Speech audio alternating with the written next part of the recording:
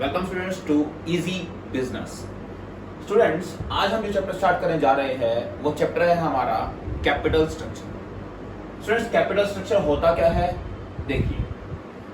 Students, capital structure refers to relative proportion of different sources of long term finance.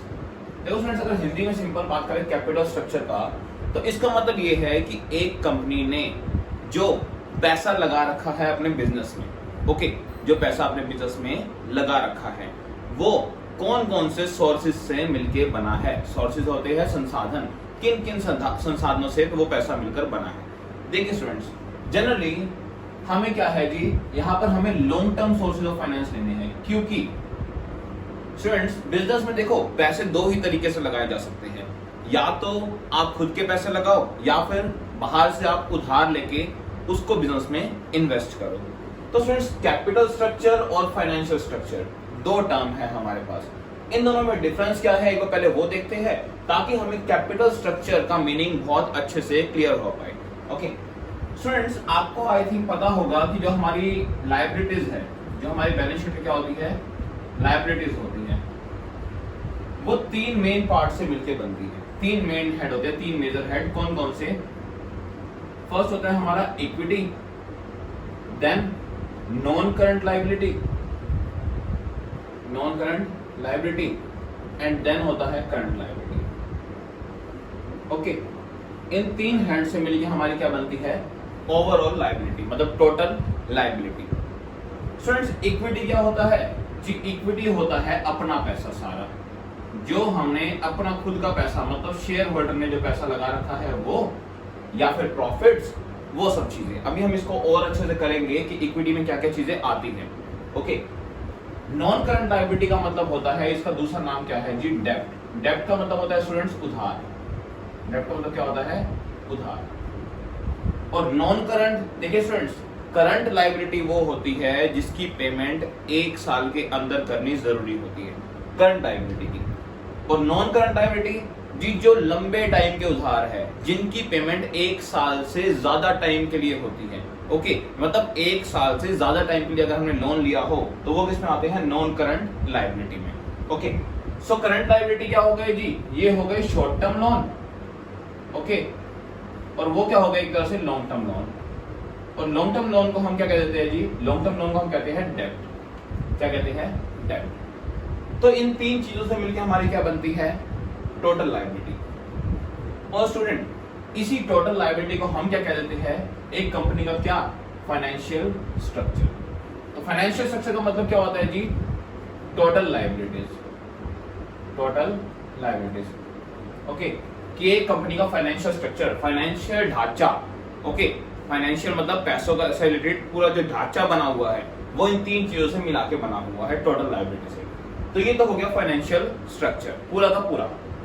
अब capital structure कौन सा है इसमें जी? Capital का मतलब होता ही क्या है जी, लॉन्ग टर्म चीजें। कौन सी? लॉन्ग टर्म चीजें। तो कैपिटल में कौन कौन सी आ जाती है जी? ऐसा करिए, अगर हम इस करंट लायबिलिटी को हटा दें, किसको, करंट लायबिलिटी को हटा दें। ओके, करंट लायबिलिटी मैंने हटा दी, तो अब ये मेरा क्या बन जाएगा, ये अब मेरा बन जाएगा कैपिटल स्ट्रक्चर। क्या बन जाएगा, कैपिटल स्ट्रक्चर। अच्छा, इसका मीनिंग क्या है जी? कैपिटल स्ट्रक्चर वो है कि कंपनी ने इन्हीं दो सोर्सेज से, देखिए यहां पर क्या रखा है, capital structure refers to relative proportion of different sources of finance, कि हमने जो पैसा ले रखा है वो दो ही चीजों से ले सकते हैं, या खुद का लगाया हुआ या फिर उधार लेके। अच्छा स्टूडेंट्स, जब छोटे टाइम के उधार होते हैं, जिसे हम क्या कह देते हैं, करंट लायबिलिटी, वो क्या होती है जी? वो होती है जब हम कोई गुड्स उधार पे खरीदते हैं, ठीक है, थोड़े टाइम के लिए, और उससे हमारे क्या बनते हैं, क्रेडिटर्स बनते हैं। ठीक है, तो वो गुड्स उधार पे खरीदना, क्या वो पैसा हमने बिजनेस में लगाया स्टूडेंट्स? नहीं। लेकिन जो हमने लोन लिया होगा लंबे टाइम के लिए, बैंक से लोन लिया, किसी फाइनेंशियल इंस्टीट्यूशन से लोन लिया, या फिर डिबेंचर से लोन लिया, तो ये सारा लोन हमने कहाँ लगाया होगा, ये पैसा लेके हमने बिजनेस में लगाया होगा। तो बिजनेस में लगाए हुए स्टूडेंट्स दो ही पैसे होते हैं, या तो इक्विटी में या फिर डेब्ट में। ओके स्टूडेंट्स, तो आई थिंक ये चीज क्लियर हो गई होगी कि फाइनेंशियल स्ट्रक्चर में क्या डिफरेंस है और कैपिटल स्ट्रक्चर में क्या डिफरेंस है। कैपिटल स्ट्रक्चर वो सारा पैसा जो हमने बिजनेस में लगाया हुआ है, दो ही सोर्सेज से हो सकता है, डेब्ट और इक्विटी।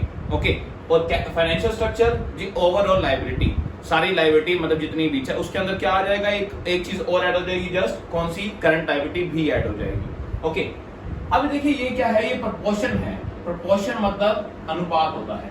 तो कैपिटल स्ट्रक्चर है क्या जी, अनुपात है किन दो चीजों का, डेब्ट और इक्विटी का, डेब्ट और इक्विटी का। इसका मतलब क्या है स्टूडेंट्स, वो देखते हैं जी। इसका मतलब है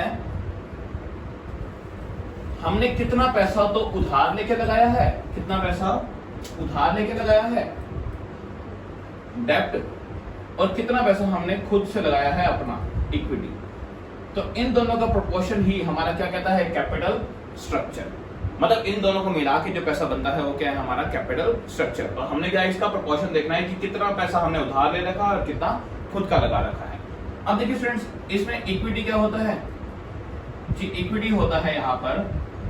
इक्विटी में क्या क्या चीजें आती है, देखिए मैंने अभी 3 मेन हेड बताए, इक्विटी, डेब्ट यानी इक्विटी, नॉन करंट लायबिलिटी और करंट लायबिलिटी। इक्विटी में क्या क्या चीजें आती है स्टूडेंट्स, इक्विटी में आती है जी शेयर कैपिटल पहले तो। ओके, जो हमने पैसा शेयर से लेके लगा रखा है बिजनेस में। देन हमारे सारे प्रॉफिट्स या फिर सारे रिजर्व्स। तो स्टूडेंट्स आप देखेंगे ये सारा कौन सा है जी, अपना पैसा है। प्रॉफिट्स हमने जो बचा के रखे हुए रिटेन प्रॉफिट्स वो, या फिर रिजर्व्स, तो ये तो हमारा अपना पैसा जो हमने अलग से जोड़ के रखा हुआ है। साथ में क्या, शेयर कैपिटल। शेयर कैपिटल भी मतलब शेयर होल्डर्स भी कंपनी के ओनर होते हैं। ओके, वो तो रियल ओनर होते हैं कंपनी के। तो ये तीनों पैसा क्या है जी, जो अपना लगा हुआ है। और दूसरी बात किसी करते हैं, नॉन करंट लायबिलिटी या फिर डेब्ट, नॉन करंट लायबिलिटी या फिर डेब्ट। इसका मतलब क्या है कि जी लॉन्ग टर्म उधार, लंबे टाइम के लिए गए उधार। तो ये इसमें क्या हो सकता है जी, इसमें बैंक लोन हो सकता है, डिवेंचर्स हो सकता है, या फिर लोन और कोई किसी फाइनेंशियल इंस्टीट्यूशन से लिया होगा। तो स्टूडेंट्स आई थिंक आपको ये समझ आ गया होगा कि कैपिटल स्ट्रक्चर होता क्या है। Capital structure refers to relative proportion of different sources, एक ऐसा प्रोपोर्शन, ऐसा अनुपात different sources of long term finance का। ये दोनों ही क्या है जी, ये दोनों ही लंबे टाइम के लिए लिए गए फाइनेंस है, लंबे टाइम के लिए लिए गए उधार है। तो इन दोनों का प्रोपोर्शन, अनुपात, यही हमें क्या बताता है, कैपिटल स्ट्रक्चर, कि हमारा कैपिटल का स्ट्रक्चर ढांचा कैसा है, कितना उधार लेके लगा रखा है और कितना अपना लगा रखा है। तो आई थिंक ये बहुत अच्छे से मैंने मेरी क्लियर कर दिया है, ये आपको अच्छे से क्लियर हो गया होगा कैपिटल स्ट्रक्चर होता क्या है। अच्छा, अब स्टूडेंट्स यहाँ पर ना दो टर्म थी, एक था कैपिटलाइजेशन और एक फाइनेंशियल स्ट्रक्चर। मैंने वो भी बता दिया है। कैपिटलाइजेशन का मतलब यही है कि इन दोनों से लिया गया पैसा, इक्विटी और नॉन करंट, इक्विटी और डेब्ट से लिया गया पैसा। जबकि फाइनेंशियल स्ट्रक्चर में क्या आ गया जी, तीनों चीजों से, equity plus non current plus में करंट भी आ जाएगा। ओके, तो स्टूडेंट्स एक तो ये था हमारा। उसके बाद स्टूडेंट्स हमें एक टेबल गिवन है, उस टेबल के अकॉर्डिंग हमने समझना है कि कैपिटलाइजेशन क्या होता है और हमारा फाइनेंशियल स्ट्रक्चर क्या होता है, इन दोनों में देखते हैं। देखिए स्टूडेंट्स, नीचे मैंने एक टेबल बना रखी है आपके लिए। देखिए यहाँ पे मैंने लिखा है सोर्सेज ऑफ कैपिटल, कि कैपिटल के कौन कौन से सोर्सेज हो सकते हैं। देखिए अब ओवरऑल कैपिटल के ये सारे सोर्सेज हैं, मतलब जो सारी लायबिलिटी आती है। देखिए स्टूडेंट्स, इक्विटी शेयर कैपिटल और प्रेफरेंस शेयर कैपिटल, ये किसके पार्ट हो गए, ये इक्विटी के पार्ट हो गए। और रिटेन अर्निंग भी किसके पार्ट हो गया, ये वाला, ये भी इक्विटी का पार्ट है। तो तीन हो गए ये इक्विटी के पार्ट। ओके, बोरोड कैपिटल, उधार ली गई कैपिटल, ये किसका पार्ट हो गया, डेब्ट पार्ट। और नीचे क्या रखिए, करंट लायबिलिटी। तो ये तो हमने क्या रखा है कि हम कहां से हम अपने कैपिटल ले सकते हैं, सोर्सेज ऑफ कैपिटल। ओके, अब ध्यान रखना स्टूडेंट्स, यहाँ पर ना दो चीजें ले रखी है मैंने, एक परसेंटेज ऑफ टोटल कैपिटल और एक percentage of long term capital, long term, लंबे टाइम की। तो स्टूडेंट्स लंबे टाइम में खाली एक चीज हमारी हट जाएगी, वो कौन सी होगी, ये करंट लायबिलिटी हमारी हट जाएगी, क्योंकि ये छोटे टाइम के उधार होते हैं, लंबे टाइम के उधार नहीं होते। तो आपको एक टेबल गिवन है, उसके अकॉर्डिंग आप देखिए परसेंटेज निकाल लीजिए। कैसे, देखिए यहाँ पर टोटल कितना है जी, टोटल 10 लाख रुपए का हमारा क्या है, sources of capital. Okay, total 10 lakh का है, उसमें से 4.5 लाख किससे ले रखा है, इक्विटी शेयर कैपिटल से। तो परसेंटेज कैसे निकालोगे, ये परसेंटेज निकालना बिल्कुल इजी है। क्या करोगे आप, 4.5 लाख कितने का है जी, ये 10 लाख में से 4.5 लाख किससे, 4.5 लाख किस पे लगा रखा है, इक्विटी वालों का। तो कितना परसेंट है, निकालने के लिए क्या करोगे कि 100 से मल्टीप्लाई कर देंगे परसेंटेज निकालने के लिए। तो 45% पैसा हमने किसमें लगा रखा है, इक्विटी वालों से ले रखा है। ओके, प्रेफरेंस वालों से कितना ले रखा है स्टूडेंट, सेम ऐसे ऊपर क्या आ जाएगा 2,25,000 डिवाइड बाय 10 लाख इंटू 100, तो कितना आ गया 22.5% हमने प्रेफरेंस वालों से ले रखा है पैसा। बोरोड कितना है जी, बोरोड है 11.25%। ऐसे ही ये कितना है, देखिए स्टूडेंट्स ओवरऑल हमेशा 100% होता है, इतना ध्यान रखना, इसलिए हमने क्या लिया है परसेंटेज ओवरऑल हमेशा 100 में होती है, तो इसलिए 100 से मल्टीप्लाई किया है मैंने। ये भी कितना आ गया जी 11.25%। ऐसे ही 1 लाख बटा 10 लाख गुना 100, ये कितना आ गया 10%। तो फ्रेंड्स आप इन सबको अगर ऐड करेंगे तो हमेशा 100 ही आएगा। ओके, तो ये तो क्या है जी, ये परसेंटेज ऑफ टोटल कैपिटल है, टोटल कैपिटल की परसेंटेज। अब हम बात किसकी कर रहे हैं जी, लॉन्ग टर्म कैपिटल की, लंबे टाइम के लिए दी गई कैपिटल की, लंबे टाइम की उधार। तो फ्रेंड्स ये देखिए, अब लंबे टाइम में मैंने किसको हटा दिया जी, मैंने एक कॉलम हटा दिया, कौन सा, करंट लायबिलिटी हटा दिया। ओवरऑल अब मेरी कैपिटल कितनी बन गई 9 लाख रुपए, जो कि लंबे टाइम की कैपिटल है। तो 9 लाख का कितने परसेंट 4.5 लाख होता है, अगेन कैसे निकालेंगे जी, 4.5 लाख ऊपर जो हमारा है डिवाइड बाय टोटल, टोटल कितना है जी 9 लाख गुना 100, तो क्या आ जाएगा जी, अब 50% आ जाएगा हमारा ये, कि 50% हमने क्या ले रखा है लॉन्ग टर्म कैपिटल का, 50% हमने कहां से ले रखा है इक्विटी वालों से।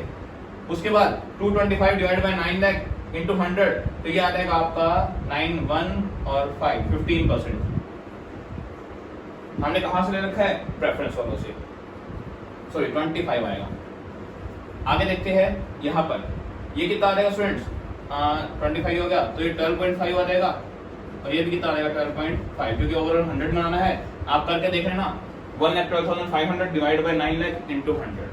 ओके, तो ये जैसे टेबल थी जो आपको गिवन है, वो मैंने अच्छे से आपको क्लियर कर दी है यहाँ पर कि है क्या इस टेबल में, बस यही गिवन है। देखिए स्टूडेंट्स, ये है हमारा पूरा फाइनेंशियल स्ट्रक्चर। कौन सा स्ट्रक्चर, फाइनेंशियल। ओके, और वो कौन सा है जी, ये है हमारा कैपिटल स्ट्रक्चर। कौन सा, कैपिटल, क्योंकि इसमें हमने बस एक शॉर्ट टर्म लायबिलिटी हटा दी, खाली लॉन्ग टर्म रखी है। तो ये थी हमारी टेबल किसकी, कि हम कैसे पता कर सकते हैं कि कितना परसेंट हमारा, कितना कैपिटल किसका है। ओके, अब आते हैं स्टूडेंट्स, इससे नेक्स्ट टॉपिक है हमारा कि डेब्ट और इक्विटी में क्या डिफरेंस होता है, वो देखते हैं। तो स्टूडेंट्स अब आते हैं डेब्ट कैपिटल और इक्विटी कैपिटल के बारे में जानते हैं। स्टूडेंट्स पहले तो हमें ये पता होना चाहिए, हम इसमें डिफरेंस तभी कर पाएंगे जब हमें इनका मीनिंग पता होगा। डेब्ट कैपिटल कौन से होते हैं स्टूडेंट, जो हम बाहर से उधार लेते हैं। ओके, मतलब लॉन्ग टर्म तो होती ही होती है, ये लॉन्ग टर्म सोर्स है फाइनेंस का, लेकिन डेब्ट का मतलब होता ही क्या है स्टूडेंट्स, डेब्ट का मतलब होता है उधार। ये होती है जी बाहर से उधार लिए हुए पैसे, जैसे हमने कोई बैंक से लोन लिया तो बाहर से लिया हुआ लोन है। ओके, और इक्विटी कैपिटल क्या होती है जी, इक्विटी कैपिटल होती है खुद से लगाए हुए पैसे। ओके, जैसे एक अगर हम नॉर्मल एग्जांपल ले स्टूडेंट्स, अगर फैमिली में एग्जांपल ले, एक बैंक से लोन लेना और एक किसी रिलेटिव से लोन लेना, इतना ध्यान रखना, किसी बैंक से लोन लेना मतलब बाहर से लोन लिया, वो डेब्ट में काउंट करो। ओके, और इक्विटी मतलब किसी रिलेटिव, अपने किसी रिश्तेदार से पैसे उधार ले लिए, वो किस में रखो अभी, इक्विटी में, तब जाके आपको ये अच्छे से समझ आ जाएगा। देखिए स्टूडेंट्स, कॉस्ट क्या, देखिए इसमें दो ही पॉइंट पे हम क्या करेंगे, डिफरेंस करेंगे, कॉस्ट और रिस्क पे। ओके, कि किसकी कॉस्ट हमें ज्यादा पड़ती है और रिस्क किस में ज्यादा होता है। देखिए स्टूडेंट्स, पहले कॉस्ट पे आते हैं।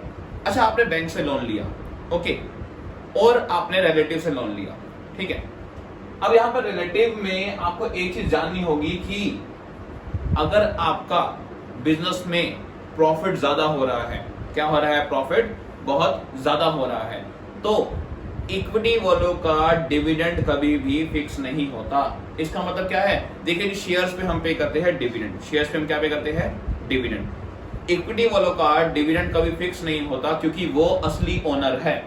अगर प्रॉफिट ज्यादा तो उन्हें बहुत ज्यादा डिविडेंड मिल जाएगा, ठीक है। तो हमारे लिए वो क्या पड़ जाएंगे जी, महंगे पड़ जाएंगे। मान लो कंपनी को बहुत ज्यादा प्रॉफिट हो गया, ओके, तो कंपनी के लिए ओनर कौन है, इक्विटी वाले, तो कंपनी को उन्हें पे करना पड़ेगा, ओके, सारा प्रॉफिट या फिर maximum amount of profit as a dividend देना पड़ेगा।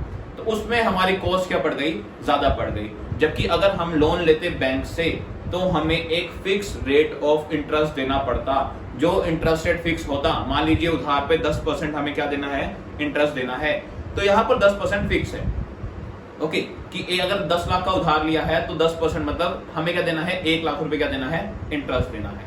ओके, लेकिन अगर वो भी साल का। अगर इक्विटी वालों पे आ जाए जी, अगर हमें प्रॉफिट हो गया बहुत ज्यादा, मान लो 50 लाख का प्रॉफिट हो गया सब कुछ करने के बाद, तो इनको डिविडेंड क्या देना पड़ेगा, बहुत ज्यादा देना पड़ेगा। तो उस केस में हमें मोर कॉस्टली कौन पड़े जी, इक्विटी वाले हमें बहुत ज्यादा कॉस्टली पड़ते हैं। रीजन क्या है जी, इनका डिविडेंड फिक्स नहीं होता, नो फिक्स डिविडेंड। ओके, जबकि डेब्ट मतलब उधार का हमारा जो इंटरेस्ट होता है वो क्या होता है, वो फिक्स होता है। तो पहला पॉइंट क्लियर। अब देखते हैं कि रिस्क किस में कम है। स्टूडेंट्स देखिए, उधार लिया हुआ है पैसा, ओके, इसको हमने दो पॉइंट में बांट दिया कि एक तो इन्वेस्टर, इन्वेस्टर मतलब कौन है जी, जिन्होंने हमें पैसा दिया है, ओके, हमारी कंपनी में इन्वेस्ट करने वाले, और एक हमारे पॉइंट ऑफ व्यू से कि हमारे बिजनेस के लिए कौन ज्यादा रिस्की है, वो। इन दो पार्ट में हमने डिवाइड कर दिया इसको। देखिए स्टूडेंट्स, डेब्ट क्या होते हैं, डेब्ट का मतलब हमने उधार लिया है बैंक से। अच्छा, आप बैंक को अगर टाइम से पेमेंट नहीं करोगे, या आप कह दो बैंक को कि इस साल जी हमें प्रॉफिट नहीं हुआ, हम आपको पे नहीं कर सकते, जी ऐसा पॉसिबल है जी? बैंक तो क्या कर देगा, आप पे केस कर देगा उसी टाइम कि आप मेरी पेमेंट नहीं कर रहे। तो क्या हुआ जी, बिजनेस के लिए जो उधार लिया हुआ है पैसा बाहर से, वो बहुत ज्यादा रिस्की होता है, ओके, बिजनेस के लिए। लेकिन जिसने पैसा लगाया है, ओके, जिसने पैसा मतलब हमें दिया है, बैंक ने हमें पैसा दिया है, तो बैंक के लिए वो पैसा रिस्की नहीं है। क्योंकि स्टूडेंट्स ध्यान रखना, किसी भी बिजनेस में पैसा अंदर बांटने से पहले बाहर पे किया जाता है। मतलब जो हमने पैसा बाहर से ले रखा है, पहले पेमेंट उसकी होती है, बाद में अगर पैसा बच जाता है तो कहां बढ़ता है, इक्विटी और प्रेफरेंस में। तो सबसे पहले पैसा कहां जाएगा, डेब्ट को। तो देखिए, इन्वेस्टर के पॉइंट ऑफ व्यू से अगर हम देखें, जिसने हमें दिया है पैसा, तो उसके लिए तो कोई रिस्क नहीं है, क्योंकि सबसे पहले पैसा उसको मिलना है। और हमारे लिए क्या रिस्क है जी, अगर हमें प्रॉफिट नहीं हुआ और हम पैसा नहीं दे पाए, तो वो हम पे केस कर सकते हैं। ओके, तो ये तो बात किसकी हो गई, डेब्ट की। अब यही इसी का अपोजिट आते हैं इक्विटी पे।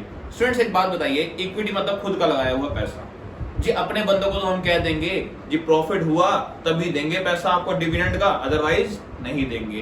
तो वो इक्विटी वाले हमारे ऊपर केस नहीं कर सकते, उनके पास ऐसा कोई राइट नहीं है। तो इक्विटी वालों में हमारा क्या आएगा जी, कोई भी रिस्क नहीं है बिजनेस के लिए। अगर हमने पैसा कहां से लिया है, इक्विटी से।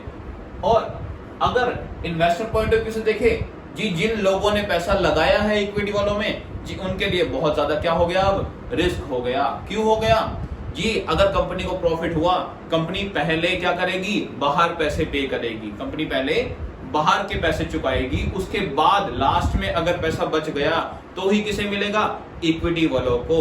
तो जिसने इन्वेस्ट किए हैं उसके लिए क्या हो गया, बहुत ज्यादा रिस्क हो गया। तो मैंने ये टेबल बना रखी है, आप नोट भी कर सकते हैं, और आई थिंक आपको अच्छे से क्लियर हो गया होगा।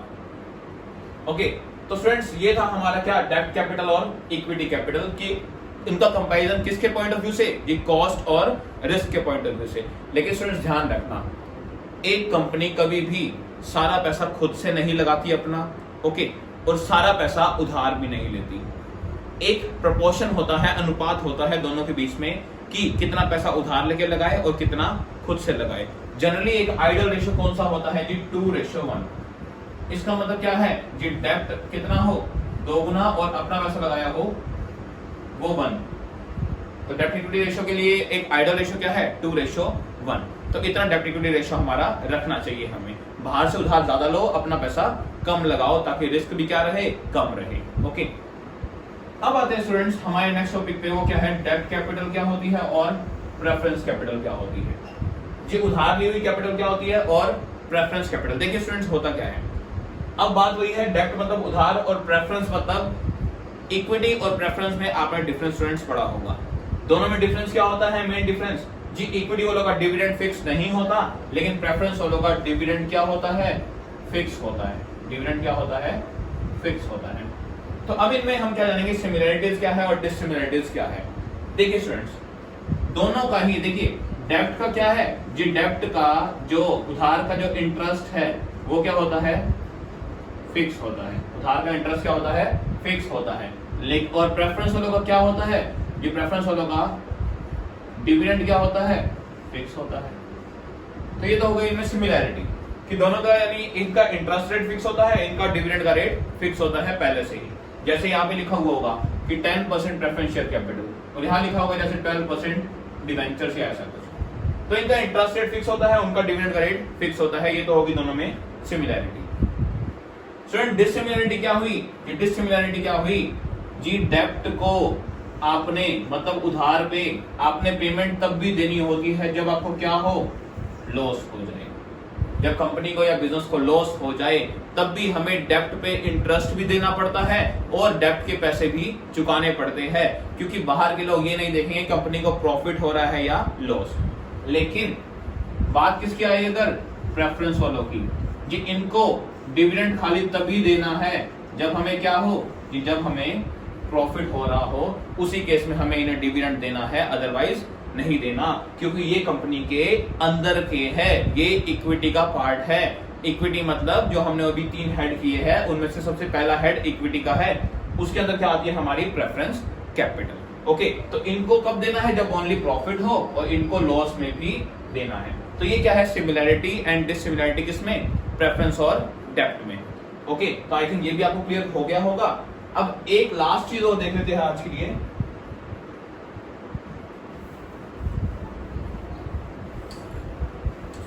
कि हमारा फाइनेंशियल लीवरेज क्या होता है और फाइनेंशियल रिस्क क्या होता है, इसका मीनिंग और देख लेते हैं स्टूडेंट्स। फाइनेंशियल लीवरेज और फाइनेंशियल रिस्क।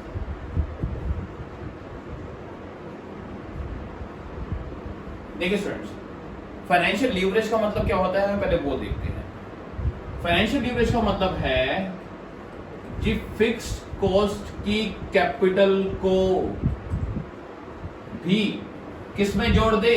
कैपिटल स्ट्रक्चर में। मतलब जो कंपनी में पैसे लगाए हुए हैं, देखिए इक्विटी में तो लगाते ही लगाते हैं पैसे, इक्विटी तो लगाते ही लगाते हैं, साथ में अगर हम फिक्स कॉस्ट वाले दो कौन है?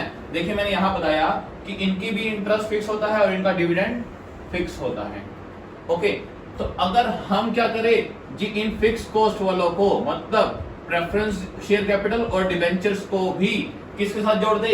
इक्विटी वालों के साथ जोड़ दे। मतलब हम क्या करें? अपनी कैपिटल में, अपनी जो कैपिटल का पूरा स्ट्रक्चर है, जो हमने जिन पैसों से हमने क्या बनाई है, कैपिटल बनाई है, उसमें इक्विटी वालों के साथ साथ हम क्या जोड़ दे? ये प्रेफरेंस से भी पैसा लिया हुआ हो और उधार लेके भी पैसा लिया हुआ हो। अगर हम इनको साथ मिला दे तब जाके हमारे ये क्या बन जाता है? Financial leverage. ओके, अब फाइनेंशियल रिस्क क्या होता है? ये एक बात बताइए, हमने कहा हम ये फिक्स कॉस्ट कैपिटल हमने दोनों साथ जोड़ दी। ओके, तो स्टूडेंट्स अगर किसी एडवर्स कंडीशन में, एडवर्स कंडीशन क्या होती है जी? जब कंपनी को प्रॉफिट ना हो, वो होती क्या है? Adverse condition, when there is no profit. अगर हमें प्रॉफिट ना हो तो क्या होगा स्टूडेंट्स? तो हम ये फिक्स कॉस्ट को पे नहीं कर पाएंगे। तो फिक्स कॉस्ट पे करने का क्या आ जाएगा जी? हमारे ऊपर एक रिस्क आ जाएगा कि हमने फिक्स कॉस्ट से पैसा ले रखा है और हम उनको पे नहीं कर पा रहे। तो इसी रिस्क को हम क्या कह देते हैं जी? इसी रिस्क को हम क्या देते हैं? Financial risk. ओके स्टूडेंट्स, तो ये था हमारा फाइनेंशियल लीवरेज क्या होता है और फाइनेंशियल रिस्क क्या होता है। फाइनेंशियल लीवरेज दोबारा बता रहा हूं जी, इक्विटी का पैसा तो लगाते ही लगाते हैं, खुद का पैसा तो लगाते ही लगाते हैं, लेकिन साथ में अगर फिक्स्ड कॉस्ट की कैपिटल को जोड़ दे, फिक्स कॉस्ट मतलब जिनकी लागत देनी ही देनी है, फिक्स है पहले से, कौन कौन से जी? इक्विटी, ये प्रेफरेंस और डिवेंचर्स, इनको अगर हमने साथ जोड़ दिया किसके? इक्विटी के, तो हमारी क्या बन गई है? Financial leverage. ओके, और फाइनेंशियल रिस्क क्या हो गया जी? अगर हम उनको वो फिक्स कॉस्ट पे कर ना पाए तो हमारा वो क्या हो गया? Financial risk. ओके, तो फ्रेंड्स आज के लिए इतना ही। नेक्स्ट वीडियो में हम डिस्कस करेंगे हमारा टॉपिक ट्रेडिंग ऑन इक्विटी क्या होता है, उसके बारे में जानेंगे। तो स्टूडेंट्स मिलते हैं नेक्स्ट वीडियो में। टिल देन स्टूडेंट्स वीडियो को लाइक करना अगर पसंद आए तो, और चैनल को सब्सक्राइब करना। मिलते हैं स्टूडेंट्स नेक्स्ट वीडियो में।